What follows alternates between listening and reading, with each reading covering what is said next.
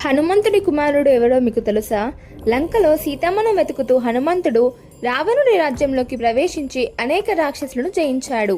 చివరికి రావణుడికి హెచ్చరికంగా లంక నగరాన్ని అగ్ని ఆహుతం చేశాడు. లంక దహనం తర్వాత అలసిపోయిన హనుమంతుడి శరీరం నుంచి ఒక చెమట బిందువు సముద్రంలో పడింది. ఆ బిందువు ఒక పెద్ద చేప మింగింది. ఆ చెమటలో ఉన్న దైవశక్తి వల్ల ఆ చేప గర్భవతిగా మారింది. కొంతకాలానికి మత్స్యకారులు ఆ చేపను పట్టినప్పుడు దాని పొట్టలో ఒక బాలుడు ఉన్నాడు. ఆ బాలుడిని పాతాళ లోకంలోని రాక్షసరాజు అహిరావణుడు తీసుకొని పెంచి మకరధ్వజుడు అని పేరు పెట్టాడు. పెరిగిన తర్వాత మకరధ్వజుడు శక్తివంతమైన యోధుడిగా మారి పాతాళ ద్వారానికి కాపలగా నిలిచాడు. రాముడు లక్ష్మణుడిని రక్షించడానికి హనుమంతుడు పాతాళానికి వచ్చినప్పుడు మకరధ్వజుడు అతన్ని ఆపి యుద్ధం చేశాడు. తరువాత తన జన్మ రహస్యం తెలిసి హనుమంతుడు ఆశ్చర్యపోయాడు. చివరికి అతన్ని ప్రేమగా అంగీకరించి పాతాళ రాజ్యానికి రాజుగా నియమించాడు. హనుమంతుడు అంటే మీకు ఇష్టమైతే కామెంట్ బాక్స్లో జై హనుమాన్ అని రాయండి. అలాగే మా ఛానల్ సబ్స్క్రైబ్ చేసుకోండి.